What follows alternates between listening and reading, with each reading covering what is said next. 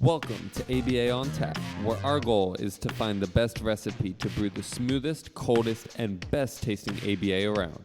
I'm Dan Lowry with Mike Rubio, and join us on our journey as we look back into the ingredients to form the best concoction of ABA on tap.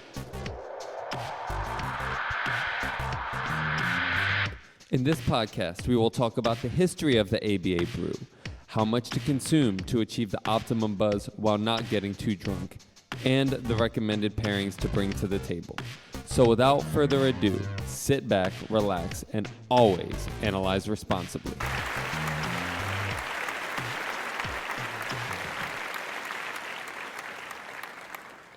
All right, man. Mr. Dan, welcome back to yet another installment of ABA on Tap. This is episode 2, season 6, my friend. Woo, man, looking forward. This is going to be our biggest season yet. We've got so many things brewing for you guys out there that are listening. We appreciate your loyalty through 5 seasons. We are seeing the feedback, getting the feedback. It's exciting. It's exciting. So we thank you out there for listening, for continuing to listen, for all the feedback you're sending, all the show ideas, the questions. Please keep it coming. Again, we've got some really good stuff prepared for the rest of season 6. Little shout out to our new partner, perhaps. Absolutely. Suzanne Jeswick. Thank you. Innovationmoon.com if you want to check out what she does outside of ABA on Tap. We are one of many projects that she is hoping to improve. And yeah, thanks. Already having a nice show meeting, which you and I do informally, but it's, she's changing the whole game for us. So again, what that means is you guys are going to get a bunch of exciting guests, a bunch of exciting show topics. She's really going to clean up our act and make sure that we're giving you our best ABA on tap. Yeah, on the back end. It's not going to water it down at all. We're still very excited. Speaking of feedback, just a shout out to you and I believe his name is Anuj from FeedSpot. Oh, FeedSpot. But Anuj. you're talking to the number 3 ranked ABA podcast right now, Mike. Yes, you are listening to, indeed. We are talking into the microphones, and you out there are listening to the number 3 the number 3 in the top 15 ABA podcast to check out in 2025 per the FeedSpot website. We are very grateful to have gotten that news. We look forward to collaborating with FeedSpot, whatever that means in the future. Suzanne will help us out with that. But thank you. Now, we have to take a minute. We would be remiss if we didn't talk about number 1 and number 2, right? Well, that's by the end of this year with Suzanne, we got to be at least number 1 or number 2. We have done 0 marketing over 5 years. We got to beat the behavior bitches. and I say that literally because that's number 2 is the behavior bitches. That is not a derogatory term. Now, am I gonna have to click that little box now as we publish this episode where it says explicit? This episode's now explicit. I was just trying to promote another podcast, Mike. Oh, the behavior bitches. Yes. Oh, good. If Pop is out there listening, we apologize to Pop and his mom. That's really the name of the podcast. Really cool. Just as an aside about that particular podcast, they're not specific to ABA treatment for autism. I think they expand, their reach a lot more in terms of applications of applied behavior. So that's exciting. And if they happen to be listening, number 1, number 2, let's do some show swapping. Let's be on each other's shows. What do you guys say? Right? It's not time to network. Time to cast a wide net, man. This is exciting. Absolutely. Speaking of a wide net, what we have today is a little article review. It's an article written by Dr. Becky Kennedy, pretty popular child psychologist out in the world. She's been on the Huberman Lab podcast. Maybe she will make a stop on ABA on Tap in some near future. Yeah. So Dr. Becky Kennedy has been putting out a lot of cool parenting advice. I think you've got the title of her book there. I don't remember the title of her book right offhand. I'm sure we'll come across it in a minute. Admittedly, I don't know her book. I heard her on Huberman Lab. I've read a few articles. You got the title? Yep. So Dr. Becky is a child psychologist, the best-selling author of Good Inside, a practical guide to resilient parenting, prioritizing connection over correction. Connection over correction. Man, that is a mantra right there. We could probably expand on that for, I don't know, a good hour. Absolutely. It's what we'll be doing today and kind of exploring, I guess. Well, let's jump right into it. What is the title of the article? And this has gone, I guess you say viral these days. This has gone into national publication. I've seen this article pop up on, I think the New York Post picked it up. I forget what website we're looking at it on. Upworthy.com. Upworthy.com. I know that Good Parenting Magazine. So this got picked up nationally. I've seen it on different fronts. I wonder if the title has changed because what's the title that you're reading at there? Ivy League expert shares why parents should stop saying good job and do this instead. Okay. So right there, I'm just going to say that I think that title is a complete hook. And the article doesn't actually say what the title implies. Although I do think Dr. Kennedy is a Harvard grad. You know, hey, not everybody can get into Stanford. You know what I'm saying? Anyway. UCSD, I got that public school education. Hey, it's a UC. I guess it's public, but it's still a UC. It's not just public. You know, it's like San Diego State or something. Anyway. Shout out to the Ferb. Hey, shout out to everybody. Shout out to all the schools. Hey, listen, this is the way I like to say it, right? Come on, we're all reading the same textbooks, right? How different can it be? We're all punching in the same AI. We're all punching the same AI. We're all reading the same textbooks. It just so happens that my professors wrote the textbooks and developed the... Oh, all right. I'll get off my high horse. All right, we got to get back to it. Because I think where I'm 100 was UCSD, but we'll go back to the article. I'm wearing the Stanford shirt today too, my T-shirt here. So I'm completely enveloped and self-engrossed in my own self-absorption. Anyway, Dr. Becky, I don't think the title of the article actually says that, but it's a good hook, right? Yes. And that's what we're going to spend time talking about. And in a more general way, what we're talking about here is reinforcing consequences, right? The idea of ensuring that what you're doing is a consequence after a desired behavior or a behavior of interest in terms of trying to promote that class of behavior ongoing, right? Dr. Becky makes some interesting points that we'll get into that maybe are outside of our scope behaviorally. So, and we're talking about building self-confidence and self-esteem. And again, we won't dismiss those things as much as try to give it a behavioral feel. Okay? Absolutely. So Dan, why don't you kick us off here? What you do a really good job for us, kind of reading parts of the article when we do this, and then we get to discuss and digress and go on our tangents before we bring ourselves back. So why don't you give us a little snippet to chew on here? Absolutely, and again, I'm super excited to start the year off with an article review. We've had a lot of guests on, which have always been wonderful, but it's wonderful to just sit back and riff with you, Mike, and be able to expand on an article and add it to our repertoire. Yeah, it's going to be a commodity in the future here. We're going to have to enjoy these solo sessions, Dan, because we're going to have a lot of guests in the future. 2025 is going to be pretty booked up. Very, very excited to have a lot of. That's what we set out for, honestly. We set out to have as many guests as possible. And what that means, just really quickly before I keep interrupting you, what that means is if you're interested, you got something to say, please reach out to us. Few things are as exciting for us on ABA on Tap than when we open up that email and somebody's listened to our show and they're saying, hey, I've got something to say. So we have probably a good 2 seasons lined up already prospectively. So again, Don't be daunted by that because it doesn't mean that everybody shows up or that all the slots are filled. You got something to say, you want to be on the podcast, please do reach out, abaontap@gmail.com. All right, Dan, without further ado. All right. And Suzanne will probably get back to you. She's been moderating the email, but yeah. So if you get an email back from Suzanne, she's part of the team now. And then, we will all connect.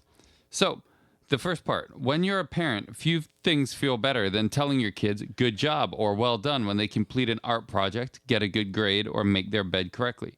So what could be wrong with a little positive reinforcement, or it says positive enforcement? According to Dr. Becky Kennedy, good job is a conversation ender that can prevent kids from getting the full confidence-building benefits of their accomplishments.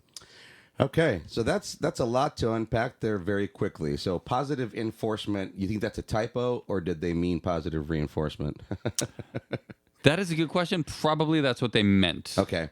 And again, just to kind of get technical here in terms of our technology, it would only be positive reinforcement if good job actually promotes the emission of that behavior again, right? Yep. Just to get technical there. And the other thing that it says really quickly, and I'll pass it to you, Dan, to see your thoughts, is that it's also important. So reinforcement, we deliver reinforcement. And delivering reinforcement, per that opening paragraph, is reinforcing in and of itself, or can be. And if it is, then that means you'll be providing more reinforcement in the future in response to those desired behaviors. So I think that's the point I want to kind of lay down for now, see how it develops the rest of the show. Sure.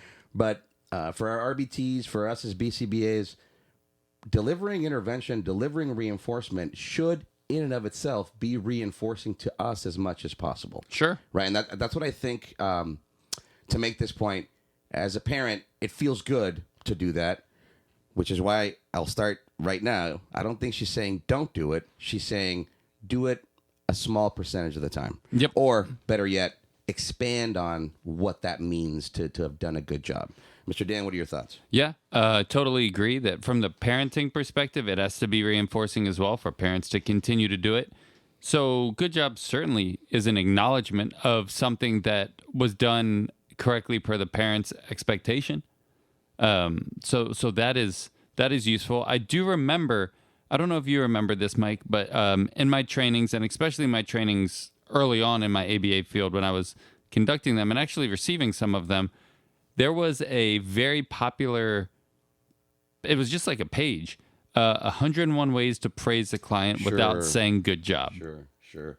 Well, and it's interesting because that sort of started that discussion. So that what that tells me is we've been after, in ABA, we've been after this premise that Dr. Kennedy presents here for a long time.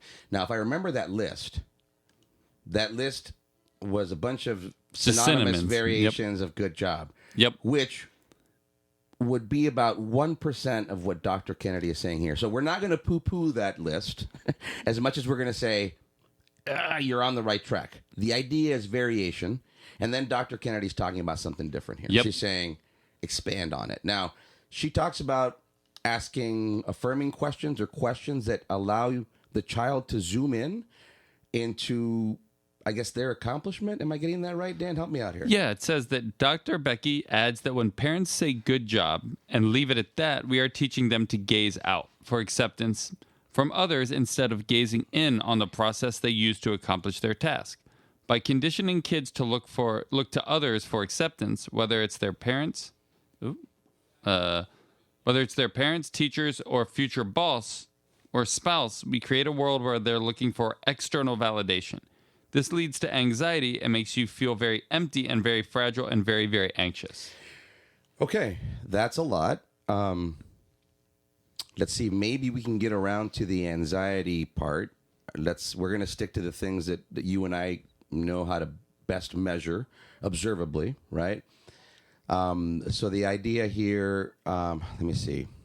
I'm trying to gather my thoughts. You got something? Yeah, it seems like what she's saying, and it makes sense, is it kind of creates a transactional relationship. Transactional. It's truncated. There's no ability to develop that interaction. That's it. It's here's your product, here's your currency. It's over. Yeah, okay. I've done it for you, right? And that's how a lot of, I guess, a lot of workforce is set up, and that's why she was saying, or future boss. Is that the boss comes in and tells you to do something and you do it for them. I mean, you get paid for it. So that is one's currency. That could be the good job is the money, but it's still done kind of for the boss and not necessarily you. Okay. And so it's a transactional kind of thing, right? Like, good job. You did that. Thanks. Yeah. So you're doing it for the other person, not for your enjoyment. I hope this isn't too much of a stretch, but an analogy that we face as new business owners, that we will continue to face as ABA business owners, is sort of the balance between providing an intervention and then counting hours of service. Yeah. Is that fair? If all you focus is on the hours, then that's your transaction. You do the session, you convert your time, you get paid. Somewhere in that transaction, if you haven't infused quality intervention, and that's what Dr. Becky is talking about here. She's talking about the quality of your statement, the quality of your verbal behavior. And I say verbal behavior to include vocal, meaning you're saying certain words. As a parent, maybe you have a certain facial expression on your face. Maybe you're also pointing out to the child so that you allow them to zoom in, but you're also zooming out to see what other consequences, collateral consequences, their behavior had in terms of an impact on the rest of their environment. So, the idea that, yes, you're not doing this just to please me as a parent, but guess what? I am pleased with your behavior. And why am I pleased? Because now we're going to be on time, because look at how happy your little sister is about what you did. And look, your little sister, again, so now we're, to your point, it's no longer transactional. Now it's interactional. Now it's an interaction. Yeah, Okay. yeah, absolutely. And it definitely does become a robotic interaction a lot of times with the good job. I think what it can be broken down to sometimes is, I'm asking you to do something. You did it at the way that I expected. Now I'm saying good job. Now do it again. Now do it again. Now do it again. And that becomes kind of habitual. There runs some issues of, again, motivation. So oftentimes money is motivating. Hopefully people are fortunate enough to work in a field where their actual work and process of their work is motivating. I don't think everybody, or even necessarily a lot of people, are able to do that. I think a lot of people just go, I don't know, put a plunger end on a stick, and that's their job. They do that however many thousand times a day, or they put a wheel on a car, and maybe they really enjoy the final product of the car, and I absolutely hope they do. But the good job just becomes it becomes very robotic and very transactional, and doesn't really lead to a lot of generality either outside of that skill, because you are praised on one example of that skill, and without breaking down what you're getting praised for, reinforcement would say that if you got reinforced for doing said skill, you're going to continue to do that exact behavior over and over and over and over again if good job is reinforcing. In fact, reinforcing. Well, and that's what we have to ask ourselves here, right? So we assume that good job is reinforcing. Now, what could be, in all fairness, what are the reinforcing elements, prospectively reinforcing elements of good job? There's a semantic meaning, right? And then there's also a prosodic meaning, right? So if you do something good for me and I'm like, hey, Dan, good job, bro. That misses a little bit. That only has a semantic feeling. But I'm like, hey, man, good job. Good looking out. That's a phrase you like to use, which I think has a lot of meaning. Beyond good job, good looking out. What did I look out for? But you did this and that, and you reminded me of this before I thought of it. And thank you, man. The good looking out. So I think that's what we're getting at here. Is it's not to say, don't say good job. I'm going to go back to my 80-20 rule here. Try to make it 10 to 20% of the time you're saying good job. 80 to 90% of the time, try to describe that good job. Now, Dr. Kennedy says something different than describe. So let's talk about what she says, and then I'll talk about why maybe I agree with what she's saying, and then where I might disagree with what she's saying, but more particular to, say, our RBTs and the people that provide the intervention that we do. And just expanding one thing before I get to the next part that you are asking about is, in order for good job to be reinforcing, like you said, there has to be some sort of motivation behind it. So it can be the reverence to the person, maybe a child and the parent. So maybe that's where it could be. It could be, hey, we're buddies. So if you say good job, I want to please you because we're friends. So, but there has to be some sort of reverence to that person or desire to please, where the good job becomes motivating. Or if your boss says good job, that kind of infers that you are going to continue to have a job and therefore continue to get paid. So there's like comfort in that as well. So there has to be reverence, respect, something, some sort of currency, whether it's friendship currency, monetary currency, something that person that's saying good job to you is giving you, or that you seek out from that person to make good job reinforcing. Yeah. So there's got to be a reinforcement history to begin with, which is another reason why establishing a good foundation of what it means when you say good job might be of value toward those future 10 to 20% emissions. Absolutely. Yeah, that makes sense. Makes total sense. But it also becomes very, very truncated in the interaction. It becomes very almost egocentric in some way from the person saying good job, saying that my praise of you should be motivating enough for you to continue to do that. You think highly enough of me that me saying good job should be motivating enough to you. There's almost like an inferred egocentricity there, isn't there? Yeah, and again, that wouldn't make sense for, say, a younger child. Yeah. And then, to your greater point, and Dr. Kennedy's point, we have to expand on that. So it's, yes, a child might start with wanting to please their mom, and then we would want that to generalize. We love that word in ABA. We would want that to generalize across that child's environment. And to your point, not just in terms of being ready to please somebody else, but being ready to feel efficacious enough to have utility in your environment such that you can zoom in and go, yeah, I did that. Cool. Yeah. Yeah. And I mean, like we would even talk about with the podcast, right? We'd very rarely, we probably do maybe 10 to 20% say, hey, good job with that. But we'd probably say like, man, you killed it with that episode, or that was awesome. Yeah. But unless we expand and expound on what you did, that isn't going to generalize. So maybe you did a really nice job interviewing somebody. But if we're riffing on an article, you can't replicate that to another one. So unless we expand on what you did a good job of, that's not really of much utility. And that's what she's arguing as well. And we're talking about enriching the environment of good job too, right? So whether we're looking at this from a language acquisition perspective, or whether expressive or receptive, the idea is that we're creating a more enriched environment. What does it mean to have done a good job? In terms of your actions, in terms of how you've impacted your environment in a way that, if I'm saying good job, is presumably positive or impactful in a useful or utilitarian way.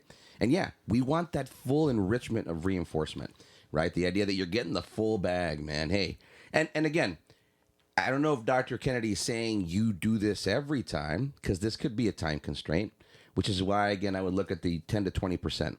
Once in a while, hey, man, good job, really quickly. And then make sure that when you're saying good job, you're paying attention. Yes. Let the person know that you're paying attention. You're not just being passive and dismissive. Hey, good job, man. Because if you just say good job, you don't have to pay attention to what it is. If you're doing what Dr. Kennedy's asking, now you have to be an active participant, jointly attending in providing this reinforcement. So, quick little tangent on that, because I like it. I was prompting you. Yes. So this actually recently came up in a discussion that we had over at ProAct, the Morabian study. We've referenced that a lot. About that, yeah. You know the Morabian study, the communication is 55% body language, 38% tone, 7%. Is that a UCLA, right? Yeah, UCLA, 69, I think is when.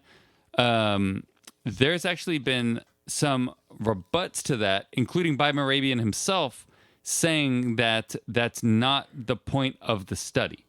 And that the individuals that were done it was a small sample size.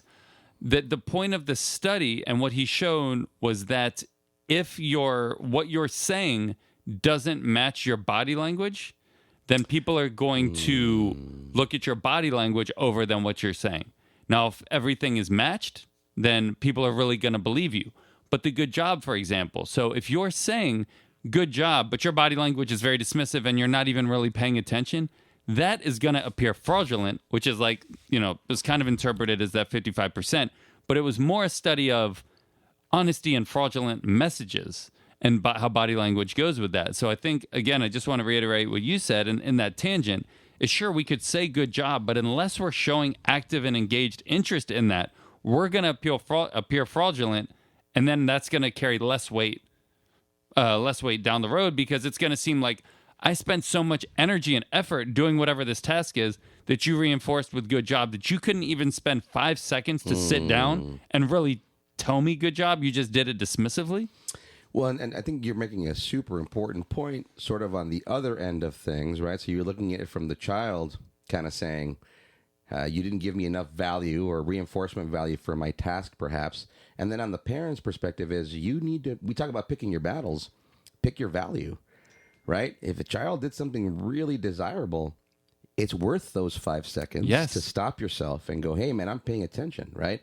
Back to the Morabian study, that's fascinating new development that you mentioned there. And I mentioned prosody earlier. I'm thinking back. I wish I had the reference in mind. I'll try to find it. I'm sure you guys out there in listener land can Google it. But Dr. Anne Fernald, as somebody who I mentioned the enriched environments, I had the pleasure of seeing her speak many years ago, and she was presenting some research on studies of prosody with maybe toddlers, maybe pre-linguistics, so maybe like 12 months and younger. And to your point, so now we're talking about body language, prosody, and the actual words. What do you mean by prosody? Tone. Okay. So it's the difference between, I said it earlier, right? Me going, hey, good job versus, yeah, good job, man. There's a difference in the meaning of those two. Or if I said, oh, yeah, real good job, man. Now that's sarcasm, right? Yep. So not that 12-month-olds understand that, but she had this really interesting study where, they set up these infant studies, and they've got the parents, the child sitting on the parent's lap, and they've got this cover so that the child can't see the parent's face. And they would put an interesting object that they knew the child was going to reach for out in front of the table, right?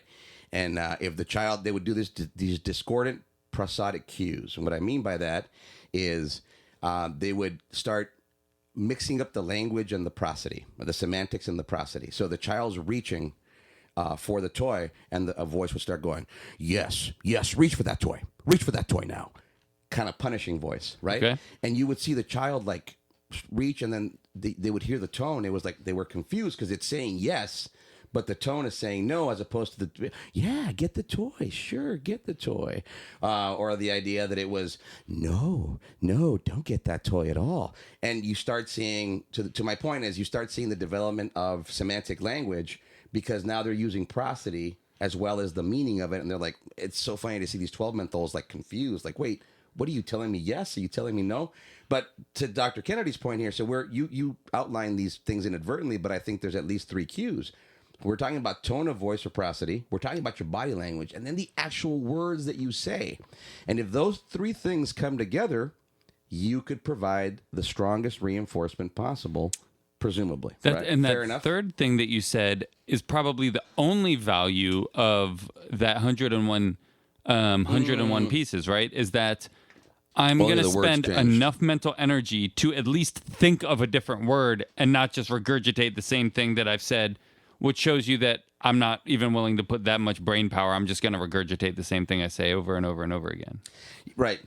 So to your point, it's almost like the words are third in line there. They are. They're an important part. They're an important variable, but I would agree with you, they're the third part. So the idea that now your body language, your tone, we could probably even put more variables in there in terms of, your intent. Now your word choice, and then maybe the words by themselves, right? That would be an interesting study. Should have somebody do it in Chinese to somebody that doesn't speak to Chinese. And they're going to say good job quickly in English, Okay. or they're going to sit down and engage but speak Chinese. The learner has no idea what Chinese is, but to show, and I don't know the answer of it, but to show whether the words or the actual engagement have more meaning. And that's interesting too, because I do know I'm traipsing out into unknown land here, but I do know that prosody prosody varies from language to language. So what seems harsh to us in some Asiatic languages specifically is actually elation, excitement, happiness. So Yep, we I talk won't about get into that with cultural bias training. Yeah, Yep, I don't know enough about that, so I won't go on. I won't continue. All right, let's talk about what else Dr. Becky has here. So instead, Dr. Becky, and this goes from where we talked about the good job and the increase of anxiety. Instead, Dr. Becky suggests that parents lean in and ask their child about the process that it took to create that piece of art or clean their room. This helps the child develop greater self-confidence and focus more on their process next time they put their mind to accomplishing something. So again, process versus outcome oriented. Nice, dude. She says a great place to start is to ask process questions such as, oh, how did you come up with that topic? Oh, what made it start that way? Or, oh, what was it like writing that? The child psychologist says initially it may feel uncomfortable to ask probing questions. Once you get started, it's easier, Dr. Becky said. And yes, it actually focuses on what's more in a kid's control. And then setting up your kids to feel good about themselves, even if they're not always getting 100, is just a massive privilege. That's actually interesting. And it actually makes them work harder because they're focused on their effort and process instead of just the result. One more paragraph. Go ahead. A great way to think about how we praise children is how we would like to be treated as... Actually, no. That'll be the next one. The next one. All right. So process versus outcome oriented. Yeah, so I love talking about process versus product. We've talked about that here, right? ABA can be very product oriented with good reason. And what Dr. Becky here is saying is that might be at the expense of the process. Now, I'm going to expand on this and then pass it over to you because I know you got some good things to say. Particular to ABA, I might not push back, but I might present a variation on the questions, right? So now what I think Dr. Becky's saying here is the questions allow you to demonstrate that you're paying attention. The only reason I'm weary about the questions is that I think that ABA intervention is already so question intensive. We love our interrogatives, and again, with good reason. So the only thing I would add to that paragraph, and I wonder if Dr. Becky would agree or disagree, especially if your child suddenly stops answering your questions, because all kids can sometimes get a little, hey, how was your day at school? It was good. So now to her point, you would want to ask more probing, more specific questions. Now, that doesn't mean that your child is going to answer those questions. So what do you do when your child stops answering? You go into commenting, right? Thinking back into your linguistic mapping. I use the example, which you've always been very fond of looking at a child paint at an easel. You've got a 3-year-old painting at an easel, and it would be a lot of our immediate habit to go, oh, what is that, a car? Oh, it's a house. What Dr. Becky is saying here, right? She's saying ask questions, but what I would shift that into is now, oh, you're using the red paint. Oh, you're moving the paintbrush from left to right. Oh, now top to bottom. Oh, now you're using 2 brushes. So getting into that comment, again, the idea that you can look at your child's worksheet or their work of art, whatever it is, you can ask questions, you can make comments. Both of those things now make you pay attention, which, is that one of our functions of behavior? You mean you could derive reinforcement from having your parent pay attention to you and moreover add some really attractively prosodic phrasings about how well you did and looking at your process? I think that's the full package we're looking at here is you're paying attention, you're asking questions, you're making comments. To your point, you're taking the time to increase the reinforcement value. So let me ask you this, Mike, and I totally agree with what you're saying. The commenting piece can be so valuable. Historically, individuals, again, we work primarily with individuals on the spectrum, can kind of be in their own little world, which can be challenging because, you're commenting, but who knows, again, based on their responses, maybe they're not responding. And the questions do give a nice one-to-one correspondence. What would be your suggestion or solution? Would it just be to continue commenting, or does that all come from a basis of joint attention? Oh, it's a fantastic question, sir. So yes to your latter question. I think that this is where joint attention is valuable. And then I would have to say we have to go back to our simple technology and affirm the consequent. Because yes, you're right. The commenting, the questions, if we have to look at what's reinforcing. Just because Dr. Becky says the questions might be reinforcing doesn't mean they will be. Now, I'm not saying she's wrong in what she's saying, but she's giving us an inkling, a hint as to the fact that, hey, don't just say good job, expand on that. And then you're making a damn good point, which is if expanding on that doesn't necessarily prove reinforcing to your particular learner, then what is your version of it, right? So it might mean that instead of saying good job, which is nice and quick and easy, and it's a nice time-saving way to, I'll let you give the example here because you can look at a mom who's super busy and, oh, honey, good job. I need to go tend to the, there's a million things going on in the stove, and I've got, ooh, that's a no-no. So dad is at the stove. You get my point. You're running around busy. So you stop and you pay attention. So it's a nice one. So that you might consider then, okay, it is good job, good for me, yes. And then what am I trying to do is just expand on what the good job is. Hey, you finished your painting. So now your prosody, along with your joint attention, your gaze shift, your pointing, the idea that you're, paying attention and providing something more expansive, more detail-oriented than just good job. Now, back to your very excellent question. It could be that you find yourself and your learner just wants good job because not is it only positive reinforcement, it's negative reinforcement. It gets you off their back right away. They've pleased you. They're moving on. Now they're getting access to their extrinsic motivator. But that's the question we've always asked here on ABA on Tap. That balance between extrinsic and intrinsic, and that's what Dr. Becky's talking about here. The more you can find some level of intrinsic motivation in your achievement, knowing that you've also impacted somebody else in a way that's beneficial to them, that's now a sense of self-efficacy. I can do for me, and therefore I can do for others. And I think that's what we're getting here at in this sort of total raise a decent human being kind of parenting advice. Yep.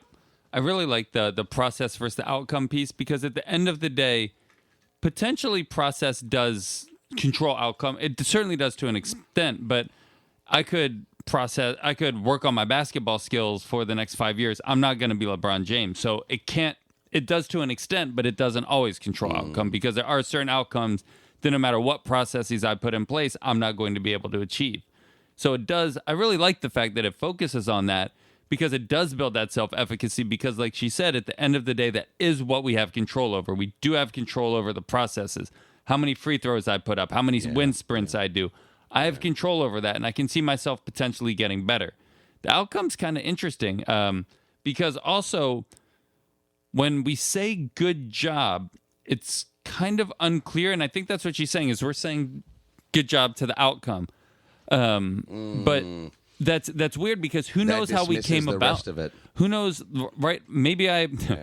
Well, we used to have 2 dogs, right? And we would throw the ball out. One dog would go to the water, get the ball. The other dog would wait at the shore, steal the ball from the dog, and bring it to us. If we didn't see that, we would compliment the dog that brought it to us, right? Like, you don't know if you're not observing the process. Presumably, you might not be because you're just saying good job.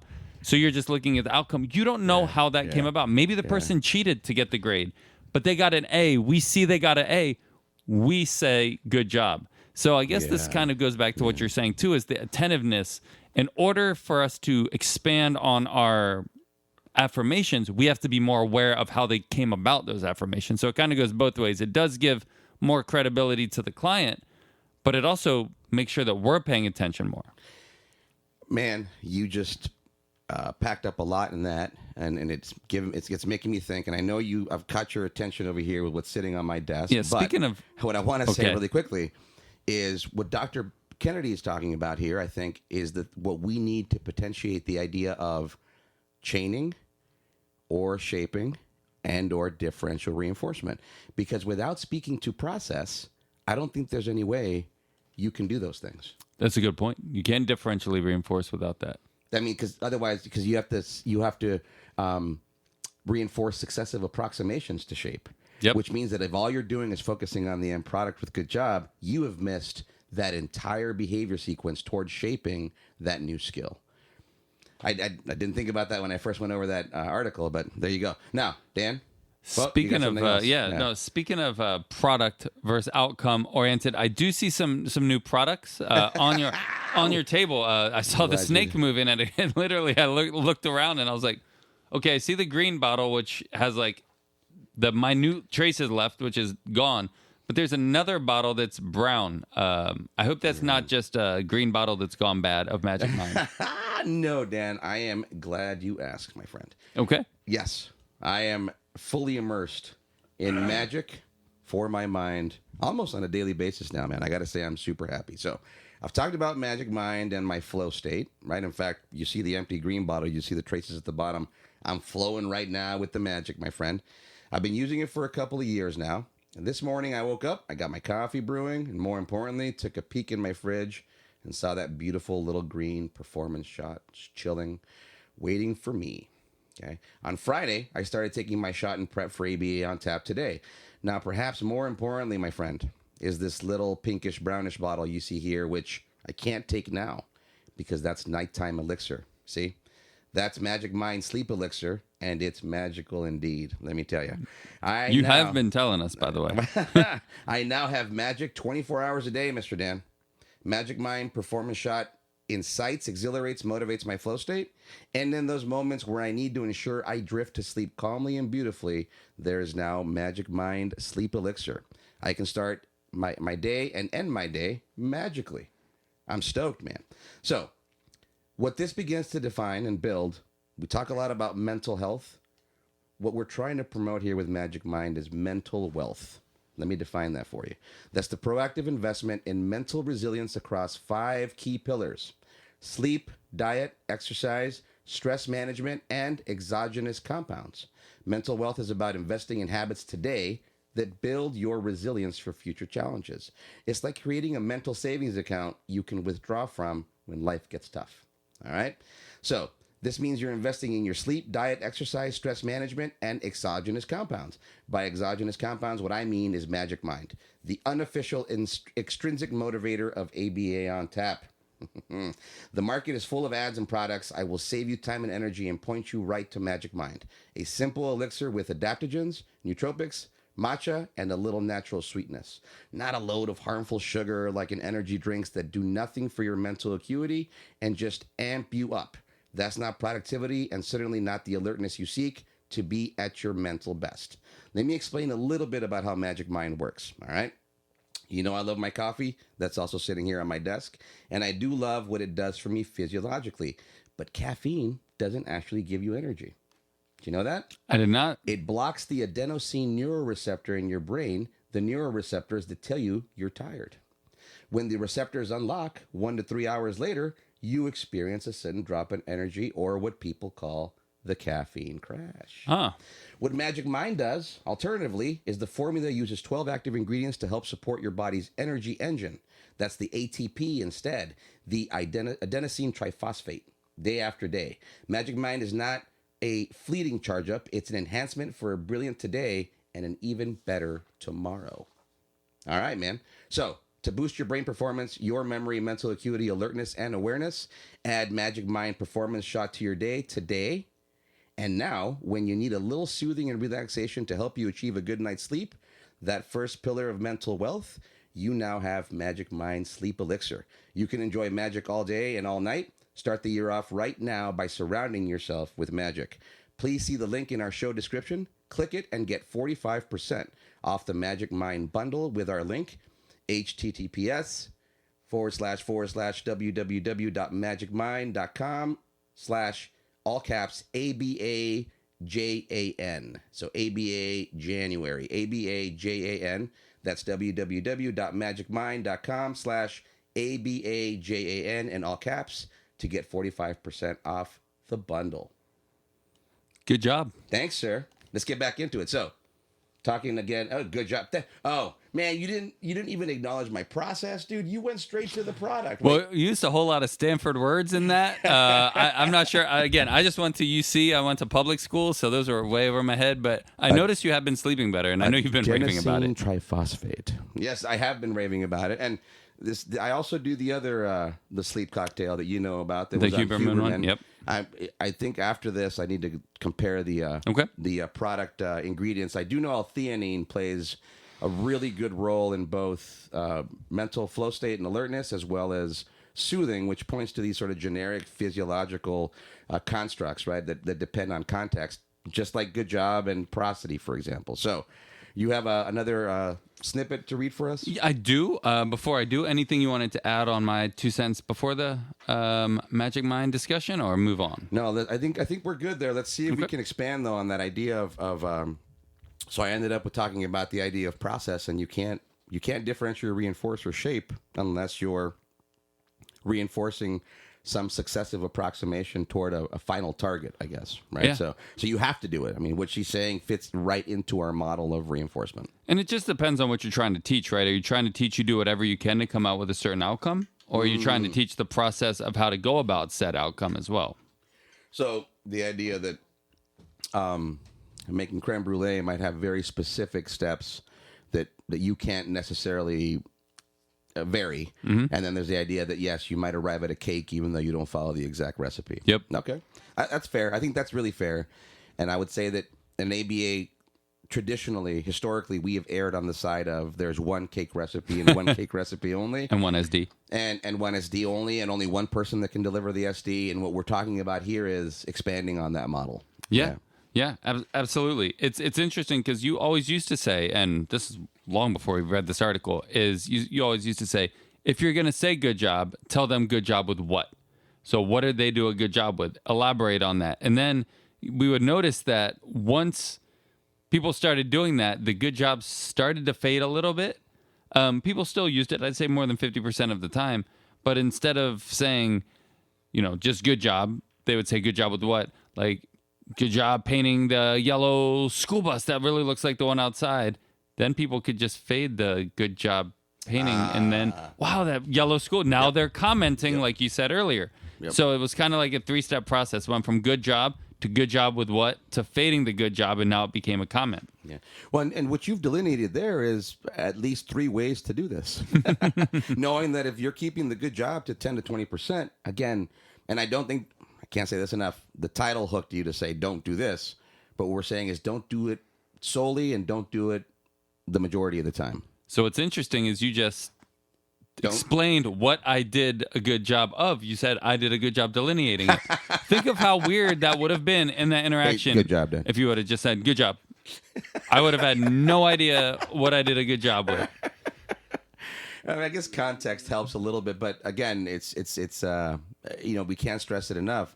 You're really making a stronger connection with your child. Yes. With the recipient of said reinforcement, and saying, let me outline for you all the ways in which your behavior had an impact on your environment in a way that maybe you'll do it again. Yep. I mean, your daughter just built a fort, right? If you were just like, oh, good job with the fort. That's one thing. I'm sure she'd want to show you a lot of things, and she would really be interested on what you noticed about the fort. Man, you just sparked an idea here. It's the magic mind. It is the magic mind kicking in again. It's the second wave of magic mind here. If I were to ask her to take the fort down and she were to give me the resistance, I would probably engage in the very type of elaboration that Dr. Becky is talking about we do when we say good job, but we tend to engage in that elaboration when we're correcting or scolding. That's exactly when we turn it up. We turn up the volume, right? So the idea, and I think I've said something similar here on the show, but the idea is you want to reinforce your children, if you're doing it verbally and vocally, you want to do it with the same fervor and absolute value as though you were tearing into them, right? Because, damn, we're good at tearing into our kids. The phone goes away. The phone goes away, man. You're animated. You're pointing. You're gesturing. Your face is making all sorts of expressive, countenances. But we tend to truncate that more down to the good job. So I might say think of you tearing into your kid because they really made you angry, and you take the absolute value of that energy and that fervor and apply it in some way, shape, or form. Maybe don't yell, but apply it in some way, shape, or form to what Dr. Becky is saying here, which is, man, let your kids know what aspect of this is what's good, what was the job, and what was good about it. Maybe that's a good formula. Okay, instead of saying good job, think to yourself, what was the job? Oh, you did the painting. What was good about it? Oh, wow, that painting, you put a lot of paint on it. You took a lot of time. That's cool. Do you like it? I think it's really bright. Okay, whatever, again. And then she's saying questions, right? So what else can you ask about it? Are you going to do another one? Or maybe later? You're going to take a break now? So to Dr. Becky's point now, that's not transactional. That's an interaction. Yep. That's enriched. Yep. So next piece, there's two more. Nice. This is the first one. A great way to think about how we praise children is how we would like to be treated as adults. If you worked in sales and had a great month, would you want your boss to simply say good job, or would you want them to dig deeper into how you honed your sales process so that you could improve? It is a great confidence booster when we can tell people how we've gone above and beyond and found new solutions to old problems. Woo. Well, so I'm going to have to push back on Dr. Becky here, because I think that what you really want from your boss is the bonus check, and then they can go and to get off your ass. And they can get yeah. You don't want them to find out how you fudged the numbers. How did you? That's not important. Did we make revenue? Did we make more profit? Give me my bonus check. So obviously we're being facetious, but that's an excellent point, right? So yes, as adults, we might derive a lot of negative reinforcement from our boss if he just gives us the bonus check and goes back to his office. Good enough. But the idea that you've got an enthusiastic, charismatic boss who pulls you in and goes, hey, you got a couple minutes? Hey, let's go grab a cup of coffee together. Hey, man, here's a bonus check. Wow, you've earned this. Can you tell me a little bit about what happened? What was the strategy? Was it just kind of happenstance, or did you do something actively? And how can I support you in doing that again? Because, if it's not a one-off, if it wasn't just a bunch of new clients or whatever the case is, how do I recognize that this secondary reinforce, this placeholder, right, which is now the bonus check because it represents extra revenue for the company. So now I'm sharing with you.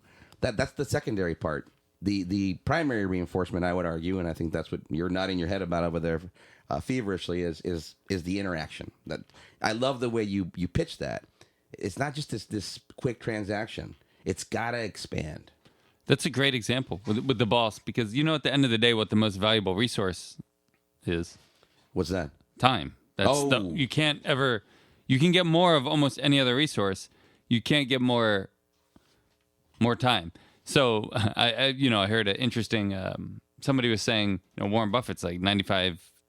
I forget how old Warren Buffett is, but he's an aged gentleman, and he's one of the wealthiest people in the world. And he was like, how many people would trade places with him? Not a lot, because he probably doesn't have that much time. So what you're saying with your example is the boss found it valuable to invest his time to compliment you and spend with you. Right. And good job's the exact opposite of that. And that's the attention function, right? That's the attention function. A lot of times we're talking about it on the other side of the equation, which is your child is emitting an undesirable behavior to you, and you're spending a lot of time scolding and correcting. And on the other end, you're saying good job whenever. So the balance there's an imbalance there.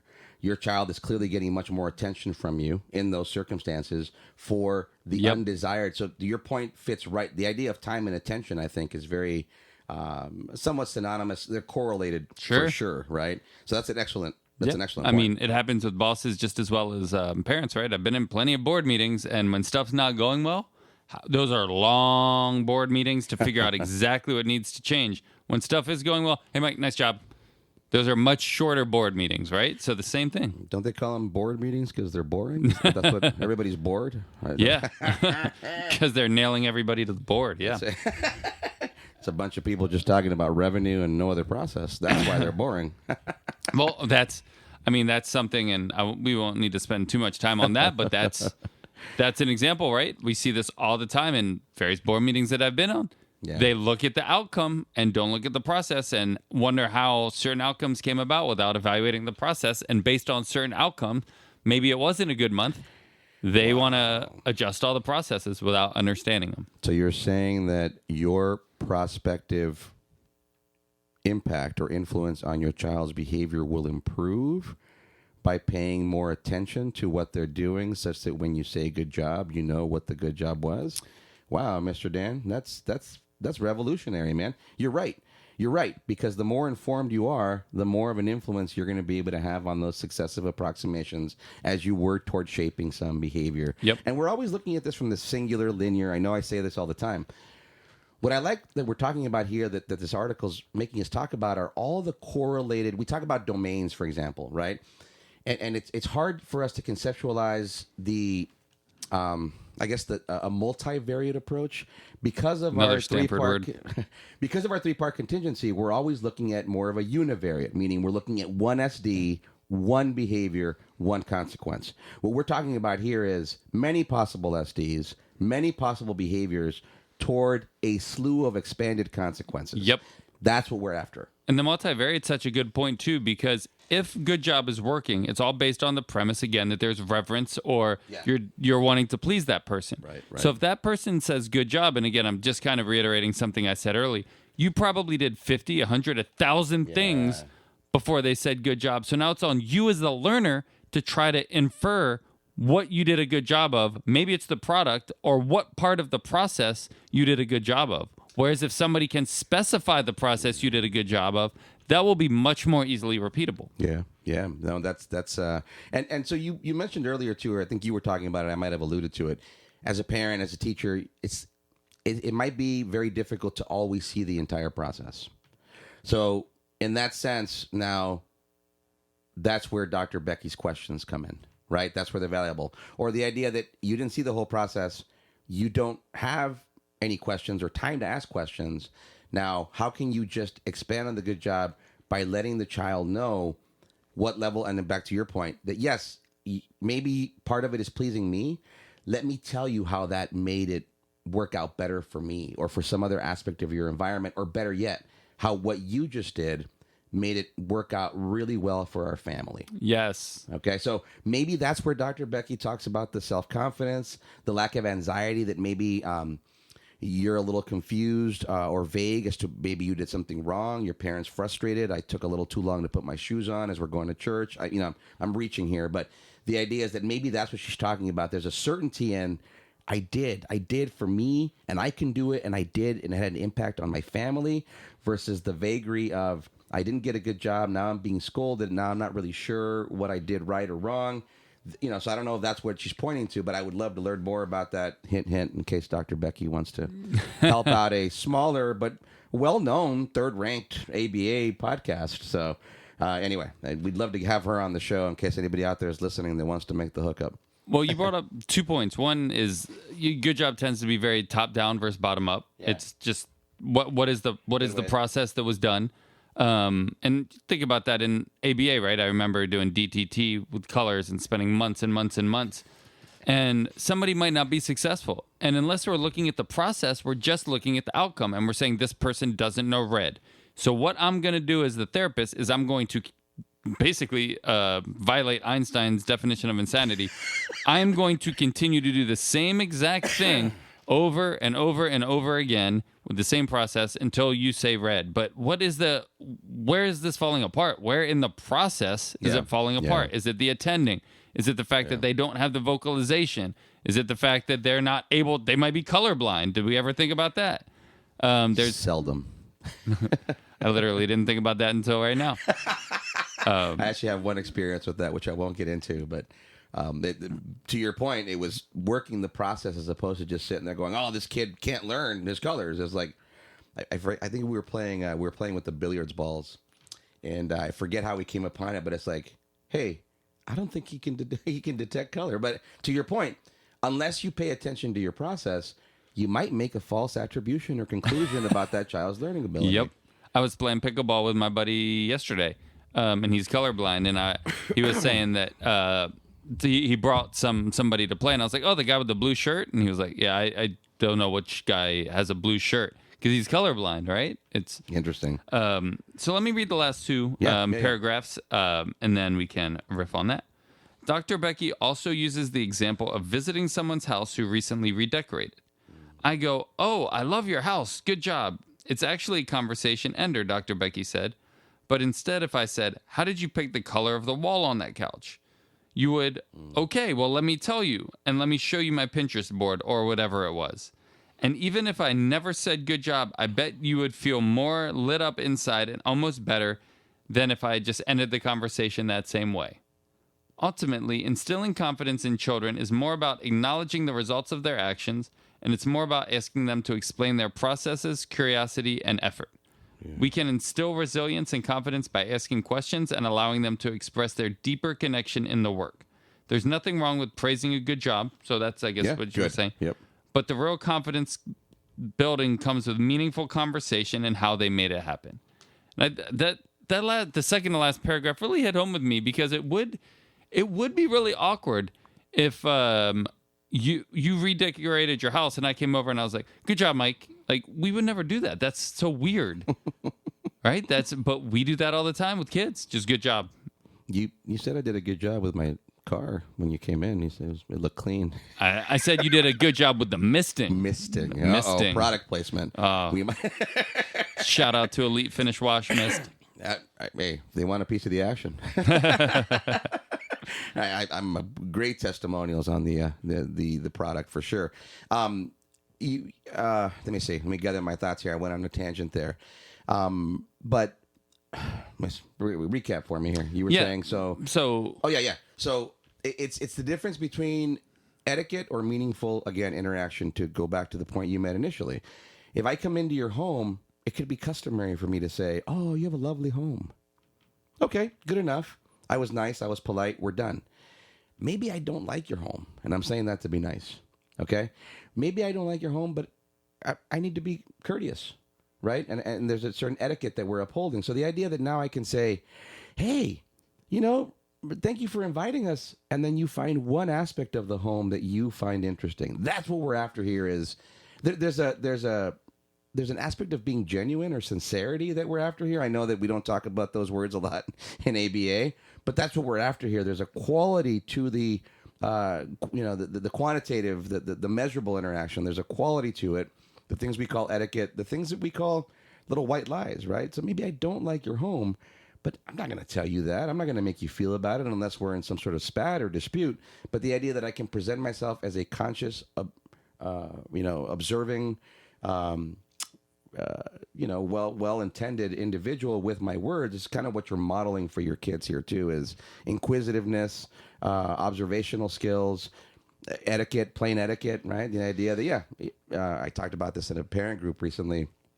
with regard to the holidays, and there was a mom saying, yeah, like, how do you teach your kids to just be grateful for a gift as opposed to opening it up and realizing that they don't like what they got and then saying that to the person, right? And what's the answer there?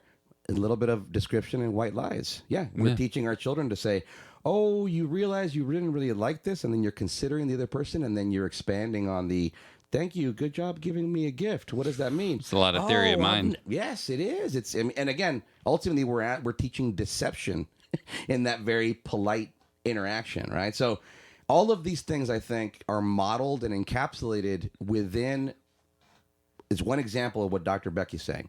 By doing this, we're modeling a lot of those things toward greater learning. See, the problem with what you just said, though, is if you give too many of the white lies, then you still get the crappy sweater from grandma every Christmas for like 15 years because you weren't honest to say that the sweater is crap and you want something else. That is an excellent point. And to the, going back to the article here, pointing back to the article, that's where you have to say, Grandma, this is not a good job, right?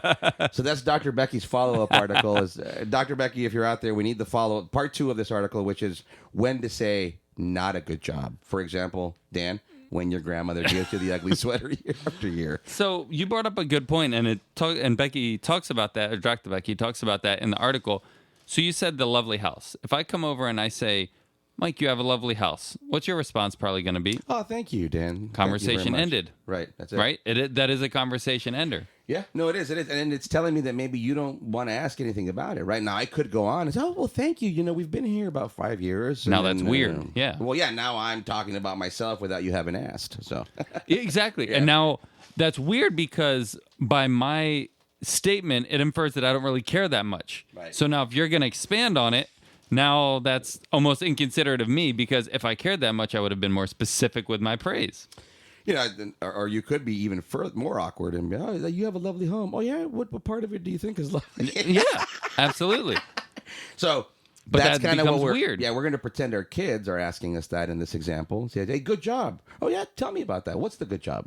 That's kind of what Dr. Becky is saying. Yeah, yep. Fair enough. So one last final point, and it came up actually when I had my during the prep. I had my girlfriend read the article. Yeah. My girlfriend she was a principal. Now she's back in the preschool classroom. I'm going to have to offer a correction here. She's domestic not your partner. Girlfriend. Registered. RDP. Registered domestic partner. Thank you. My Continue. RDP. As you were, sir.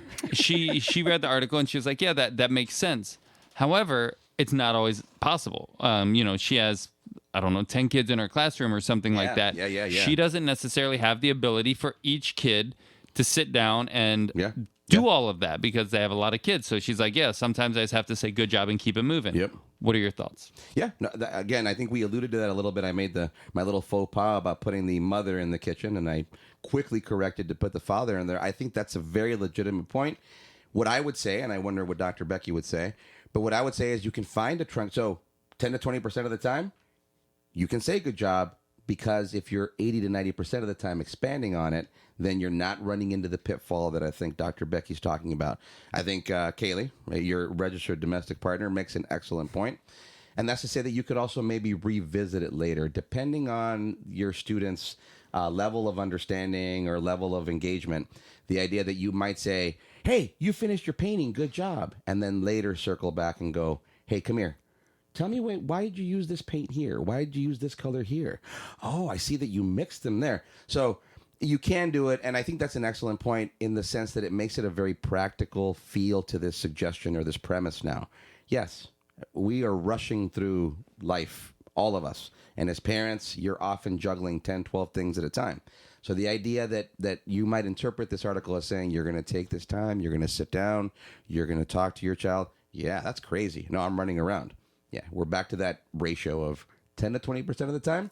Sure, use good job. And then if you can 80% of the time go back and revisit it or expand on it in the moment, I think that you'll see the improvement in the outcomes. That makes a lot of sense. I might alter. So I think the 80-20, 90-10 definitely makes a lot of sense for a parent. Maybe it's a teacher. Ratio, yeah. Maybe it's 50-50. Maybe 50-50. But the question is, you got to make time. Make it happen. Make it happen. Maybe it's 80-20 the other way. Yeah. But nobody remembers when you think about the teachers that were meaningful for you.